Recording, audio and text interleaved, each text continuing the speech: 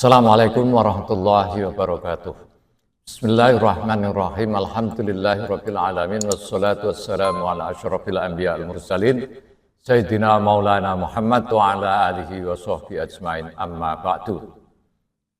Selamat bertemu kembali dengan saya Muhammad Tajib di channel Kampung Ilmu Al-Falah, channelnya orang-orang yang tetap istiqomah mencari ilmu. Pada kesempatan ini saya akan melanjutkan ngaji kitab Nafahatul Quran.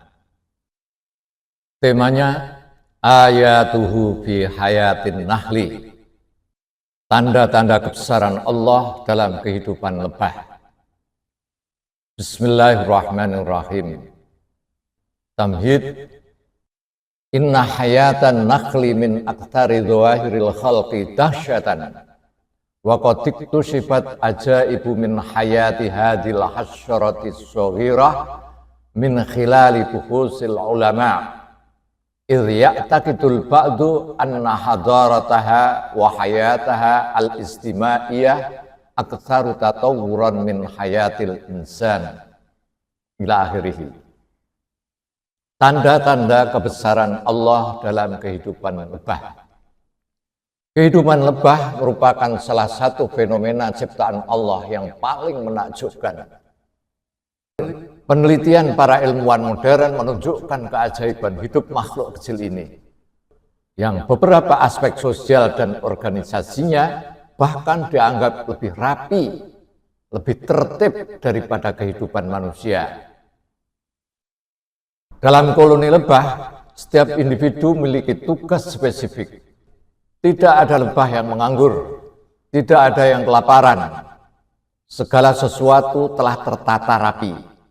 Dari pembangunan sarang, pengumpulan sari bunga, produksi dan penyimpanan madu, hingga perawatan anak-anak lebah.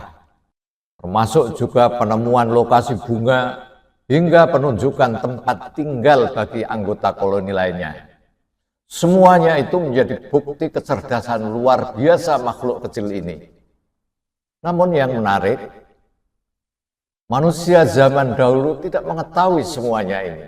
Manusia zaman dulu tidak mengetahui kerumitan, kompleksitas kehidupan lebah ini. Tapi Al-Quran memberitahukan, tapi Al-Quran telah lebih dahulu memberikan petunjuk yang mendalam tentang keajaiban lebah. Sehingga surat di dalam Al-Quran pun ada yang dinamakan An-Nahl atau lebah. Di dalamnya terkandung ayat-ayat yang syarat makna dan mengarahkan kita untuk merenungkan keteraturan dan hikmah penciptaan Allah Subhanahu wa taala ini. Allah berfirman, A'udzubillahi minasyaitonirrajim. Wa auha rabbuka ilan nahli anittakhidhi minal jibali buyutaw wa minasyajari wa mimma ya'rishun.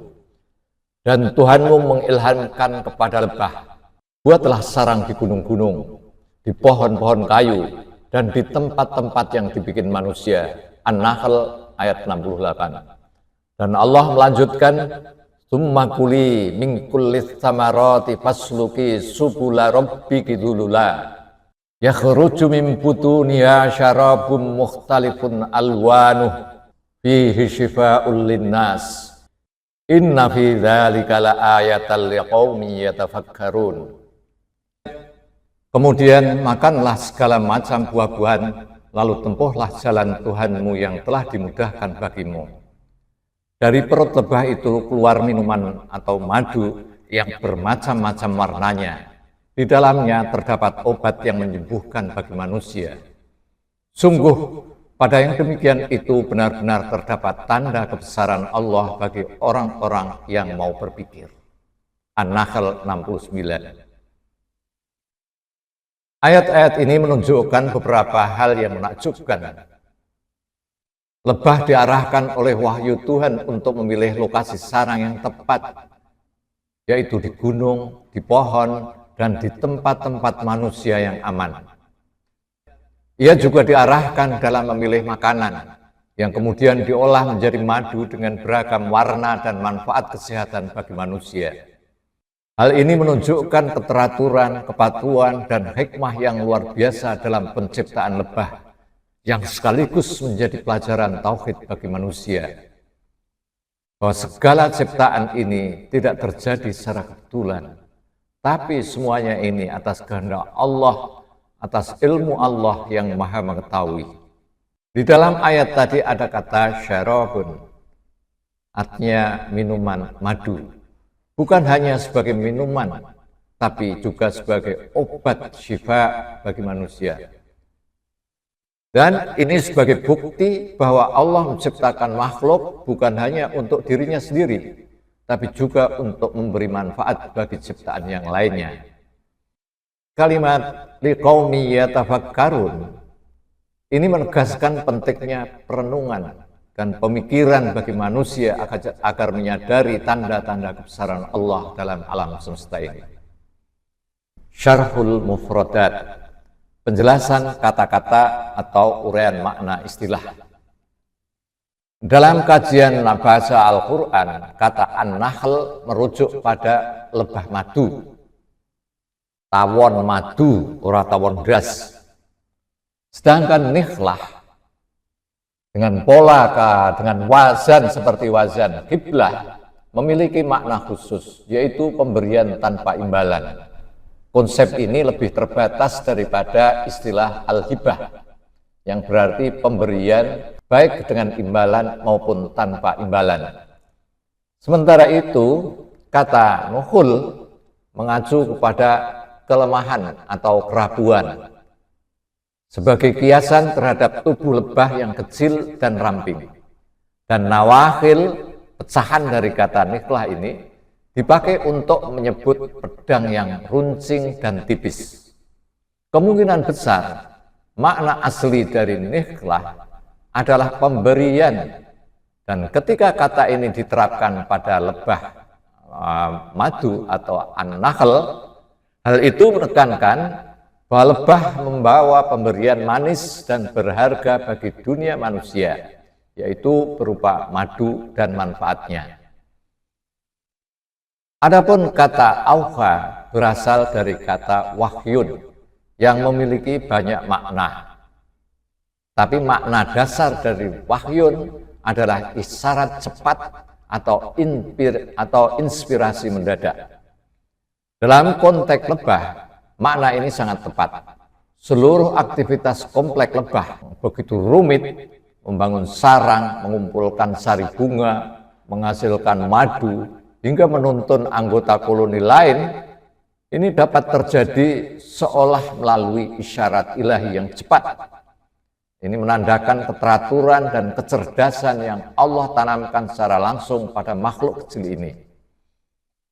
Dengan demikian, bahasa Al-Quran tidak hanya menyebut lebah sebagai makhluk biasa, tapi menekankan pemberian tanpa pamrih dan kepatuhan pada arahan ilahi yang menjadi tanda kebesaran Allah dan pelajaran tauhid bagi manusia.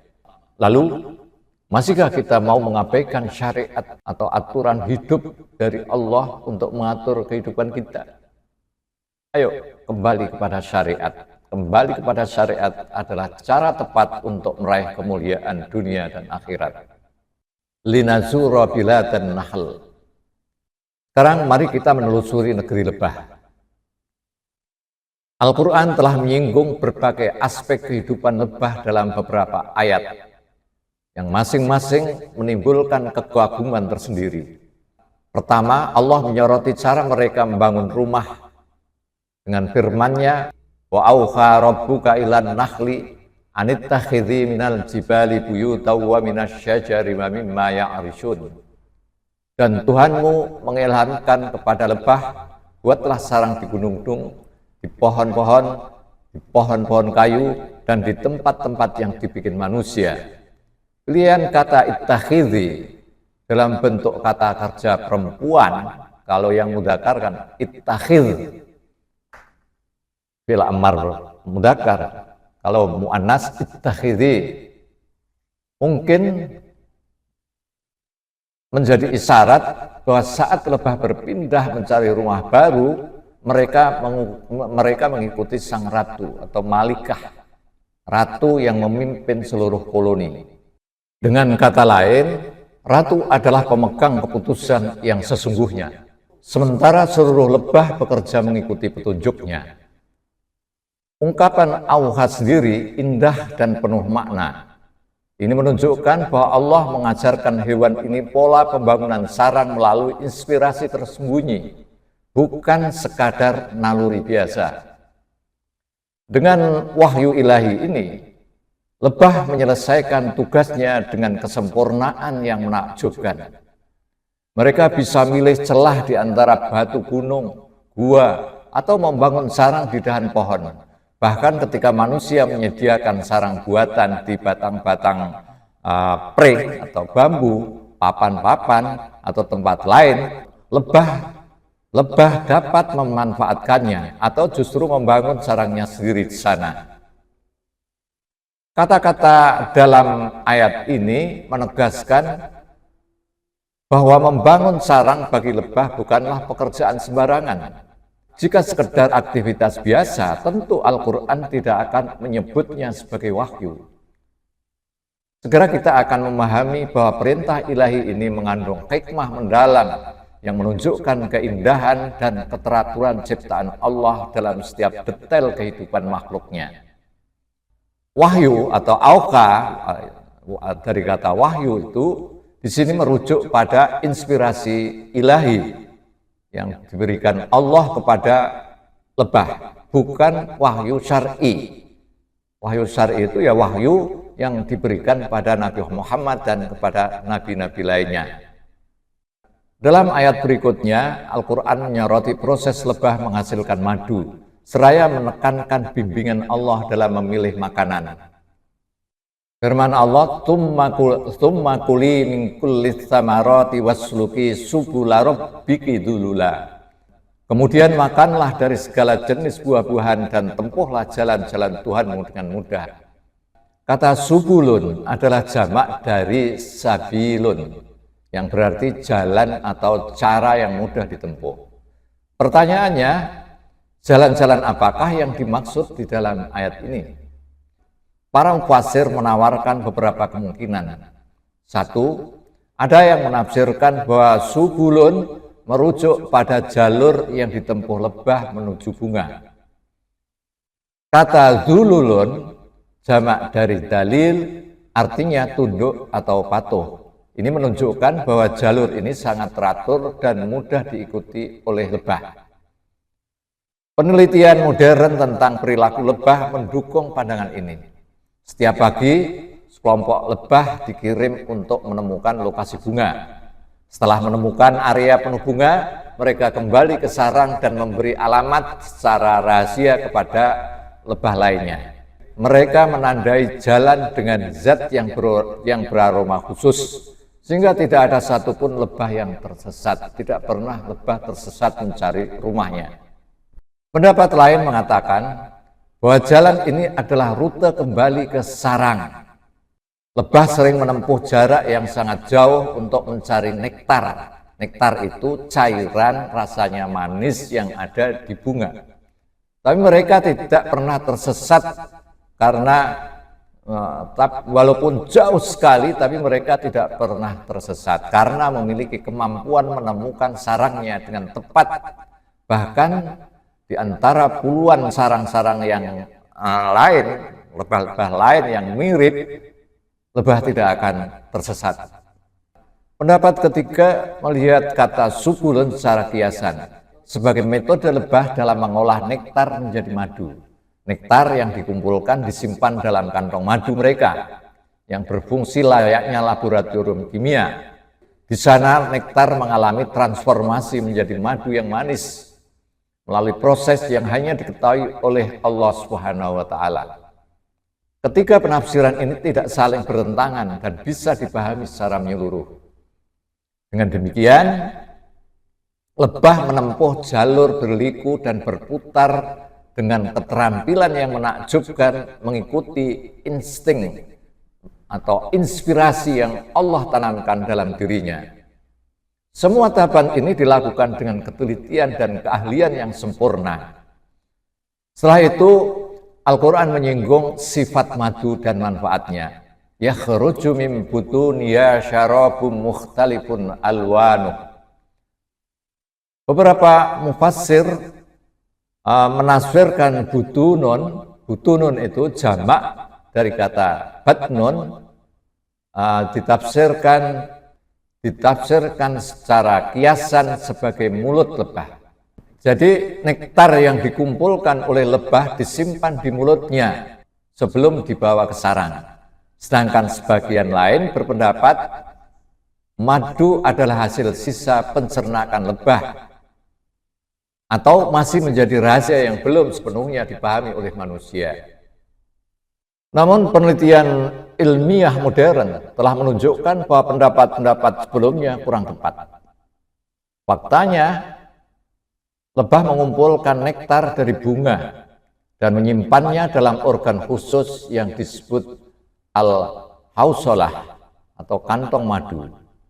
Di dalam kantong ini, nektar mengalami berbagai transformasi kimiawi sebelum akhirnya dikeluarkan melalui mulut lebah. Dengan pemahaman ini, penggunaan kata butunun dalam Al-Quran menjadi relevan dan tepat. Sementara kata kuli tidak dimaksudkan secara metaforis. Orang Arab tidak pernah menyebut penyimpanan sesuatu dalam mulut sebagai makan. Jadi, penafsiran metaforis di sini tidaklah diperlukan. Adapun istilah alwanuhu mukhtalifun atau beraneka warna dalam ayat tersebut memiliki beberapa tafsiran. Sebagian mufassir menekankan aspek visualnya. Madu bisa berwarna putih transparan, bening, ada yang kuning, merah, atau cenderung gelap, tergantung usia lebah, sumber bunga, atau kombinasi keduanya. Ada pula yang menafsirkan perbedaan warna ini sebagai indikasi kualitas madu. Beberapa madu bersifat kental, ada yang cair, cewer. Madu dari bunga berbeda memiliki sifat dan manfaat berbeda pula. Warnanya mungkin juga berbeda. Hal ini terlihat pada madu asyhadu, madu syahdu, asyhadu. Madu khusus yang dibuat untuk ratu lebah. Jadi ratu lebah itu punya makanan madu khusus. Madu ini memiliki nilai gizi tinggi dan diyakini memperpanjang umur ratu lebah itu. Jika manusia mampu mengkonsumsinya, manfaatnya juga sangat besar bagi kesehatan dan umur panjang. Katanya, di beberapa negara peternak lebah menanam kebun bunga seragam untuk menghasilkan madu dari satu jenis bunga tertentu. Dengan cara ini, madu yang dihasilkan memiliki warna dan rasa khas sesuai bunga asalnya. Sesuai dengan makna umum ayat yakhruju min butuniha syarabum mukhtalifun alwanuh. Dari perutnya keluar minuman dengan berbagai warna. Kata syarabun digunakan karena orang Arab tidak menggunakan kata makan untuk madu. Madu selalu dikaitkan dengan minum, mungkin karena sifatnya yang cair dan ringan di wilayah tersebut. Wabil khitam asyara ila ta'thiril asri fil ilaji qailan fihi syifa'ul linnas. Dan di akhir uraian, Al-Quran menyoroti keajaiban madu sebagai sarana penyembuhan bagi manusia. Fihi syifa'ul linnas, di dalamnya terdapat obat bagi manusia. Penggunaan kata syifa dalam bentuk nakirah ini menandakan pentingnya madu secara luar biasa. Syifa'un itu bentuknya nakirah. Nakirah, jadi dalam bahasan ilmu nahwu itu isim dilihat dari makna khusus dan umum itu ada dua, nakirah dan ma'rifat. Nakirah itu adalah bermakna umum. Kalau ma'rifat itu bermakna khusus.